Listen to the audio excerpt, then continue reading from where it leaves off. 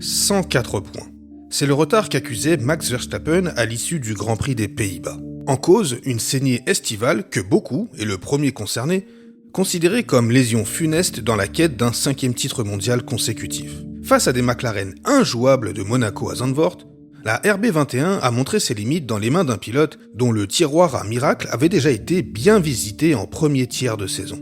Au soir d'un Grand Prix de Hongrie symbole de l'impuissance de Red Bull, il ne faisait plus grand doute que la couronne mondiale se jouerait alors entre les deux pilotes McLaren. Suite à la bérésina de ces derniers en Azerbaïdjan, les espoirs de titre de Verstappen étaient timidement abordés en de plates déclarations de circonstances.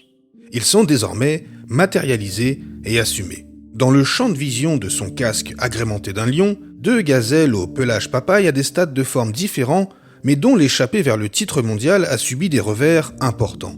Avec encore 100 points à distribuer en course principale et 16 sur les 2 courses sprint restantes, le prédateur et ses proies ne peuvent plus se payer le luxe d'un essoufflement et encore moins se réamocher violemment sur cette fin de parcours. Car cette fois-ci, la réouverture de plaies fraîchement cicatrisées pourrait s'avérer fatale.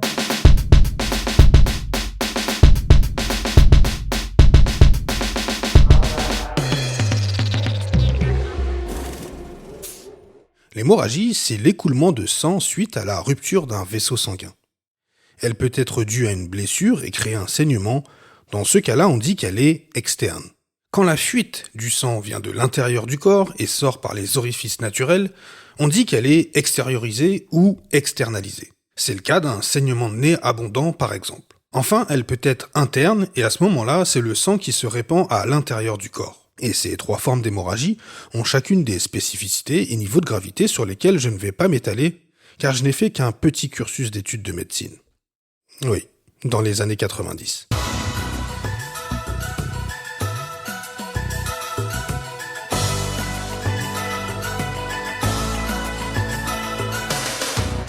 La première manifestation d'hémorragie sur laquelle on va s'attarder est sous-cutanée. Elle est communément appelée ecchymose, voire hématome selon son expansion.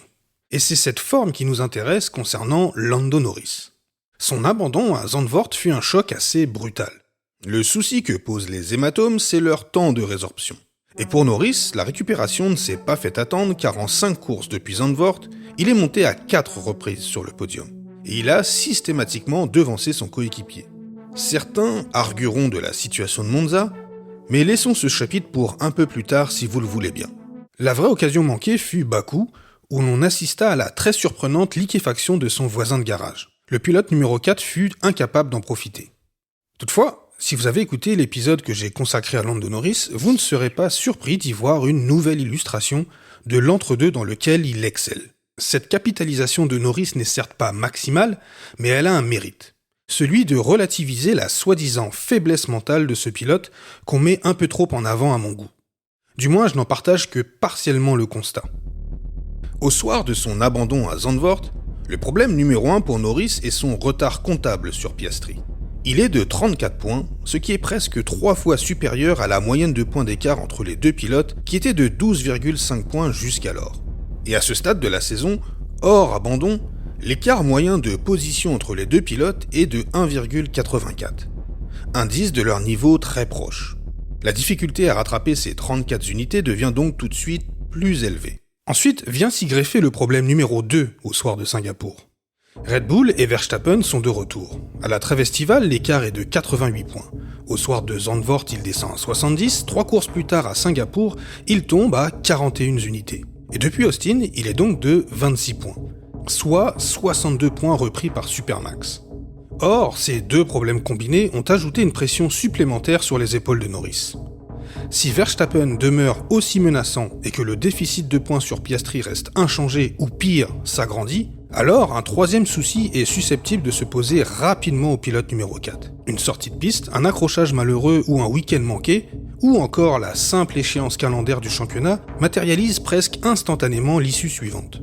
L'abandon de la quête du titre au profit de son coéquipier et la très probable consigne de revêtir la cape de wingman pour la fin de saison. Encore une situation d'entre-deux inconfortable pour Norris ? Ouais, c'est exact. Mais ça ne vous surprend pas, n'est-ce pas ? Oh, fais pas chier. Pour reprendre la métaphore de l'hématome et sa résorption, Vous avez deux solutions combinables pour l'atténuer.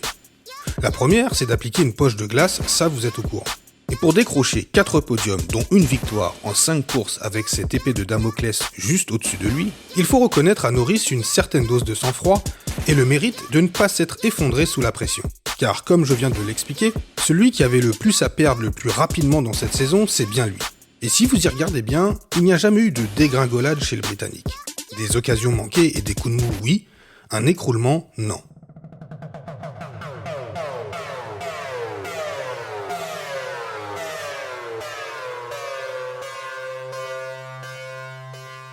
La deuxième manière de résorber un hématome est à utiliser temporairement. Il s'agit des anti-inflammatoires, sous forme de pilules ou pommades. Et en l'occurrence, ici, l'anti-inflammatoire, c'est Monza. Alors, a-t-on passé la pommade à Lando Norris ? Alors, beaucoup a été dit sur cet imbroglio, mais pour ma part, je ne fais pas partie de celles ou ceux qui sont scandalisés, outre mesure, par la décision de demander à Piastri de laisser repasser Norris suite à son arrêt au stand manqué. Tout est histoire de contexte. Andrea Stella l'a rappelé en interview après le Grand Prix d'Italie. Un an auparavant, en Hongrie, la même erreur de pit-stop fit inverser les positions, cette fois-ci à la faveur de l'Australien. Il remporta ainsi sa première victoire en Grand Prix. C'est une façon de remettre les compteurs à un partout balle au centre qui, jusqu'à une certaine mesure, et j'insiste sur cette nuance, me semble tout à fait entendable. Et je ne comprends pas bien l'argument qui pointe le fait que, contrairement à 2024, cette fois-ci, ce sont les deux pilotes qui sont en lutte pour le championnat. Qu'est-ce que cela change vraiment à la réalité ? L'an dernier, Norris a renoncé à 7 points par esprit d'équipe. Cette année, Piastri en a perdu 3, en ayant l'autorisation de se battre en piste une fois sa position rendue. En 2024, Norris est clairement le mieux positionné dans la course au titre et la justification qu'on lui avance pour céder sa position est, je le rappelle, qu'il aura besoin d'Oscar pour la suite du championnat. Je présume que le pilote britannique a certainement grandement dû apprécier l'aide, entre guillemets, de son coéquipier quelques semaines plus tard à Monza ou Interlagos. En tout cas, il est vrai qu'à chaud, je n'ai pas pu m'empêcher de penser que la rétrocession demandée au pilote numéro 81 avait peut-être un lien avec la casse mécanique subie par Norris une semaine plus tôt à Zandvoort. Ce ne serait pas surprenant que le muret de McLaren ait vu dans cet incident l'aggravation d'un hématome encore tout frais et qu'elle ait activé ses fameuses Papaya Rules pour rétablir l'équilibre entre ses pilotes. Mais ça, c'est l'hypothèse intentinée complotiste que je ne peux ni confirmer totalement, ni infirmer totalement. Alors je n'irai pas sombrer dans ces sables mouvants. En revanche, rien n'interdit d'essayer de comprendre la logique de McLaren. Alors je ne suis pas certain d'y gagner au change, mais la voie d'exploration que je vous propose est quand même bien moins périlleuse. Mais avant cela, il y a un premier constat d'hémorragie à effectuer concernant l'écurie de Woking.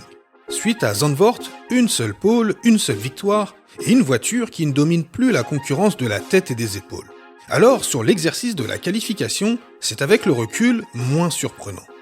En effet, le duo de McLaren n'a effectué que 50% des pole positions sur les 20 courses disputées jusqu'alors. Pour rappel, Red Bull c'est 63,6% en 2023, et à la grande époque de Mercedes de 2014 à 2016, on est à 95%. Et même dans le cas de figure où l'écurie Papaye signerait la pole sur les 4 prochaines courses, on arriverait alors à 58% des pole positions sur l'ensemble de la saison. C'est en course que la différence devient moins probante et en partie à cause du dirty air. De plus, les voitures McLaren ne disposent plus d'avantages significatifs pour faire l'étalage de leur supériorité. Et en cette fin de réglementation, comme l'a bien résumé Russell, la track position a une place encore plus prépondérante et la course voit son destin presque scellé au premier tour. Rattrapé par Red Bull et possiblement contesté par Mercedes et Ferrari selon les tracés, il est plus difficile pour Piastri et Norris de dominer aussi aisément le championnat. Et à ce tassement des performances s'ajoute donc une gestion de la concurrence entre les deux pilotes difficilement lisible et agaçante pour une majorité du public, mais également pour les fans tant de Norris que de Piastri. Alors, d'où vient le malaise ? Papaya rules. Yeah, what are they? Yeah, what are they? And was Oscar following the Papaya rules, or what did he go beyond them in turn 4? No, the Papaya rules are, it's your teammate. Race him hard, race him clean, don't touch. Ce que vous venez d'entendre, c'est la réponse de Zak Brown à Nico Rosberg au micro de Sky Sport F1 quand le champion du monde 2016 lui a demandé ce que sont les Papaya Rules. Elles sont relatives au duel en piste entre coéquipiers, à savoir de pouvoir se battre durement mais proprement sans se toucher. Quand Andrea Stella en parle quelques semaines plus tard avec le journaliste Andrew Benson en Azerbaïdjan pour le compte de la BBC, c'est déjà plus complexe. Il parle de, entre guillemets, valeur de la course et résume l'approche globale en ces termes. Nos principes sont que l'intérêt de l'équipe passe toujours en premier. L'esprit sportif est important pour nous dans la manière dont nous abordons la course. Et nous voulons être justes envers les deux pilotes. Fin de citation. Alors beaucoup de temps a été consacré à déplorer ou railler les Papaya Rules, mais peu à en expliquer le ressort.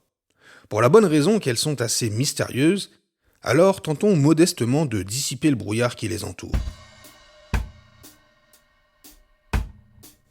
Depuis que nous goûtons à cette démarche, si vous regardez bien, il se produit à peu près toujours le même scénario, et ce dès Monza 2024. Un événement de course se déroule et questionne plus ou moins fortement les Papaya Rules. La presse s'en saisit, les pilotes et le board répondent. Et dans ces réponses, à en croire ceux qui les formulent, l'événement en question est, je cite l'élément de langage, une chose dont nous avons discuté avant la course. La présentation des faits par les acteurs et leur interprétation se déroule et se conclut par la phrase, je cite encore une fois, « C'est une chose dont nous rediscuterons ». Alors je ne sais pas jusqu'où exactement le board McLaren a poussé sa réflexion managériale, mais si je passe par ce déclaratif de l'équipe, c'est que les Papaya Rules sont intelligibles avec une thématique d'économie du droit, à savoir la régulation des marchés concurrentiels. Alors évidemment, c'est une transposition qui a sa part d'incomplétude. Toutefois, elle dispose d'une force évocatrice suffisamment pertinente afin d'être utilisée pour la suite de mon propos.